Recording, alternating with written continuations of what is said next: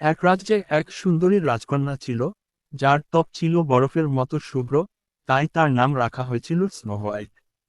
কিন্তু দুষ্ট সৎমা, যিনি ছিলেন রানী, জাদুর আয়নায় প্রতিদিন নিজেকে পৃথিবীর সবচেয়ে সুন্দরী ভাবতেন। একদিন আয়না জানিয়ে দিল, স্নো হোয়াইটই সবচেয়ে সুন্দরী। ঈর্ষান্বিত রানী তাকে মারার জন্য এক শিকারীকে পাঠালো। কিন্তু শিকারী দয়া করে তাকে বনে ছেড়ে দেয়। স্নো হোয়াইট 7 বামনের বাড়ি আশ্রয় নেয়। রানী যখন জানতে পারে, তখন এক বিষাক্ত আপেল বানিয়ে ছদ্মবেশে গিয়ে স্নো হোয়াইটকে খাওয়ায়, আর সে গভীর ঘুমে অচেতন হয়ে যায়। অনেক দিন পর এক রাজপুত্র এসে তাকে দেখে ভালোবেসে চুমু দেয়, আর স্নো হোয়াইট জেগে ওঠে। রাজপুত্র তাকে নিজের রাজ্যে নিয়ে যায়, আর তারা সুখে শান্তিতে বসবাস করতে থাকে।